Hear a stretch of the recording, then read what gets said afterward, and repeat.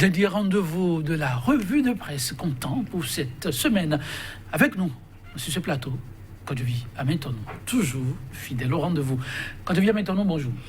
Bonjour Joël Tondi, bonjour également à nos amis téléspectateurs. Alors, on peut parler de retrouvailles, oui, après un petit break, 15 août, oblige à fête d'Assomption, mais aussi fête de l'IAM. Kodevi Amétonou avec nos confrères, qu'est-ce qu'on a de neuf?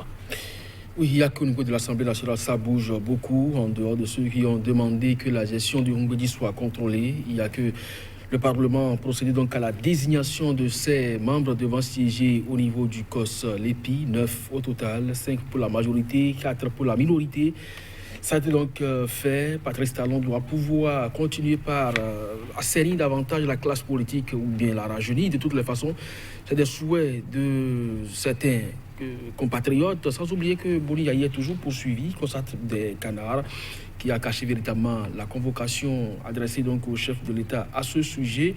Et puis le Bénin continue quand même de ne pas s'illustrer de façon honorifique sur le continent. Il y a des dossiers qui éclaboussent des journalistes béninois en formation au CESTI. Intéressant, des divers variés. Alors nous allons démarrer avec...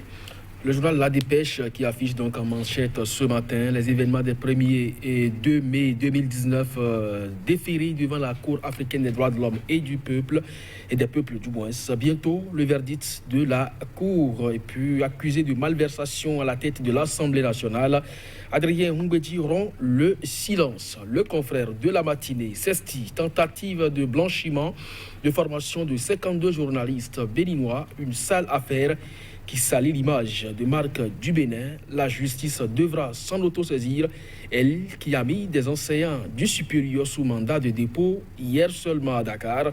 Le syndicat saisit le procureur et la Cour suprême. Le nouvel observateur qui poursuit désignation des députés au sein du COSLEPI vers le contrôle exclusif du fichier électoral national. Polémique autour de la gestion de Houmbedi, panique chez les Tchoko, s'interroge le journal. Et puis prochaine consultation électorale, la liste du RAVIP serait-elle imposée? Sans oublier qu'il y a reprise des opérations de déguerpissement à Cotonou.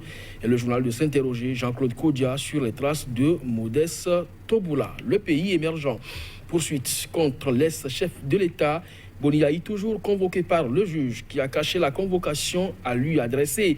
L'alliation de son avocat, Maître Renaud Agbodjo, accusé de mauvaise gestion.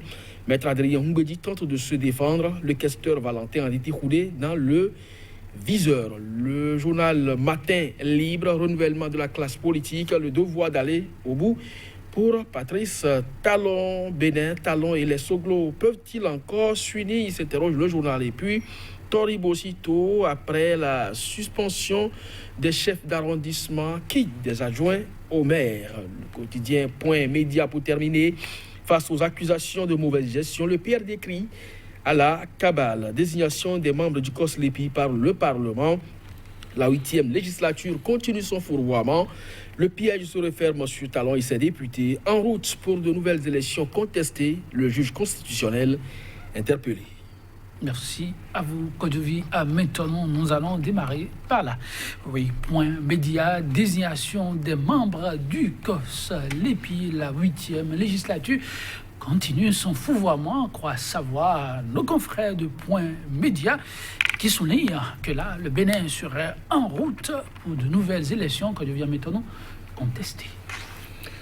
Bon, je ne sais pas si véritablement on doit pouvoir tirer déjà les conclusions à ce niveau, parce que le président de l'Assemblée nationale, à sa prise de fonction, a été on ne peut plus clair. On va travailler davantage à rassurer le peuple et à gagner sa confiance. Maintenant, lorsque la loi qui institue le COSLEPI, surtout en ses dispositions, je crois bien ceci s'estime que pour ce qui concerne la composition du bureau de du COSLEPI par exemple, la minorité doit pouvoir désigner 4 députés et la majorité 5. Maintenant, est-ce qu'aujourd'hui au niveau de l'Assemblée nationale, on a la minorité, on a la majorité? Parce que c'est des terminologies aujourd'hui qui renvoient à la mouvance et à l'opposition pour certains. Et maintenant, si on s'en tient donc à cette configuration aujourd'hui, on se demande si véritablement on répond à l'esprit de la loi. De toutes les façons, c'est une composition aujourd'hui à la limite monocolore et ça donne à croire que tout est aujourd'hui permis au niveau du fichier électoral. Cet outil très sensible pour ce qui concerne la crédibilité des élections.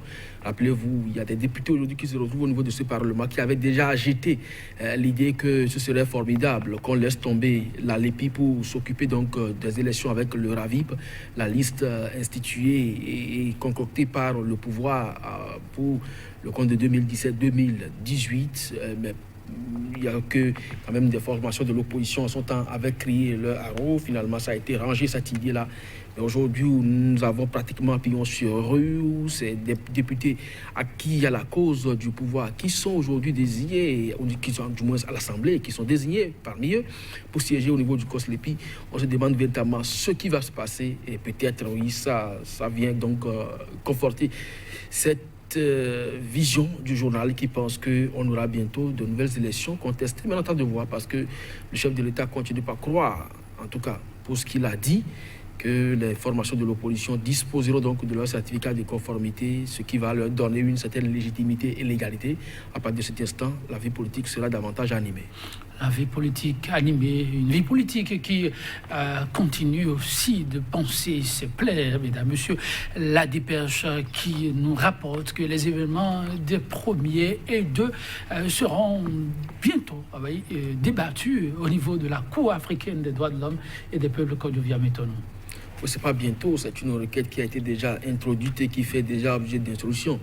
Même si le 8 août dernier, des canards sont montés au créneau pour dire que Yahya Boni a été débouté sur le fond et la forme devant cette Cour africaine des droits de l'homme et des peuples. Non, c'est sans bien sûr aller en profondeur ou faire véritablement une lecture croisée de cette décision rendue par la Cour africaine des droits de l'homme et des peuples. De toutes les façons, c'est une instruction qui est en cours et effectivement la Cour doit pouvoir donc se prononcer sur ces événements-là parce que rappelez-vous, il y a eu quand même des tueries, il y a eu des pertes en vies humaines. Le ministre de l'Intérieur allait jusqu'à reconnaître que les militaires, les policiers et autres dépêchés aux alentours des domiciles donc de Boni Yayi étaient donc obligés de faire usage de leurs armes pour se défendre.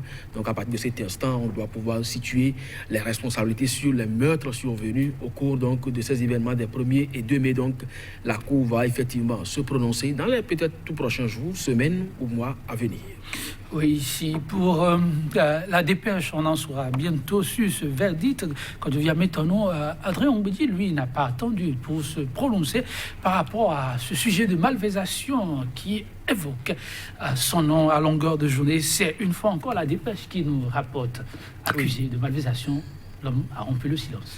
Oui, tout à fait, je l'ai dit. Et puis, rappelez-vous que sur ce plateau, nous avons déjà dit que si Ombedi est interpellé, il ne partira pas seul.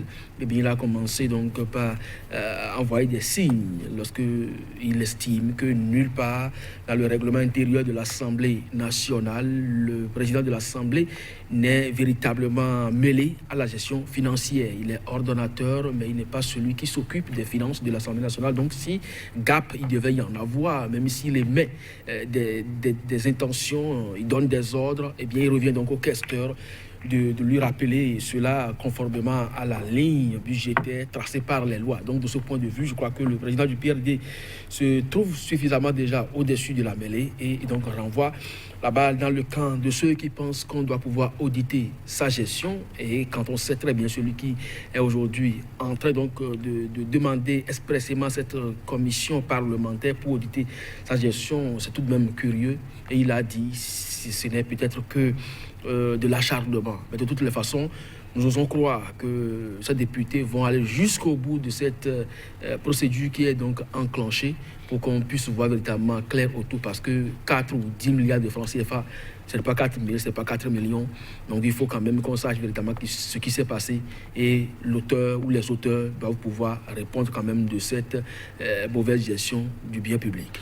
Tout à fait, que je des affaires qui méritent clarification, ça n'en manque pas. Oui, confrères de la matinée nous amène bien loin du Bénin, même le Bénin qui reste quand même lié à cette affaire qui pourrait tenir l'image du Bénin à la manchette du confrère de la matinée. Notre dossier fumant, quand je viens m'étonner.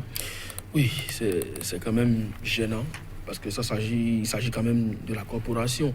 On parle des journalistes où on tente donc l'affaire qui salit donc l'image du Bénin, tentative de blanchiment de formation de 52 journalistes béninois. Je crois que cette école prestigieuse de Dakar, où on forme quand même des journalistes qui font aujourd'hui les beaux jours de la presse nationale, si on devrait les Béninois s'illustrer de cette façon dans cette école, dans ce centre de formation. Je crois que Joël Eton dit, ça nous interpelle à plus d'un titre. On n'a pas fini donc de régler le problème de faux diplôme de plagiat au niveau du CAMES, et aujourd'hui voilà le Bénin au niveau des CESTI qui s'illustre de cette façon. Je crois que les autorités béninoises, surtout au niveau étatique et au niveau judiciaire, sont vivement interpellées pour que lumière soit faite sur ce dossier. Si déjà au Sénégal on parle du procureur de la Cour suprême qui soit saisi, il faut que au niveau nation également des démarches soient donc entreprises dans ce sens-là, effectivement, pour que l'opprobre jeté aujourd'hui sur la corporation, qui s'illustre même au plan local déjà très négativement, puisse être lavé. Merci. Quand je viens maintenant, on ne peut pas mieux dire, oui, le linge sale va être lavé de la meilleure des façons qu'il soit. Il s'agit quand même d'une corporation. Quatrième pouvoir. Mesdames, messieurs, à très bientôt pour d'autres pages de la une des journaux. À lundi précisément.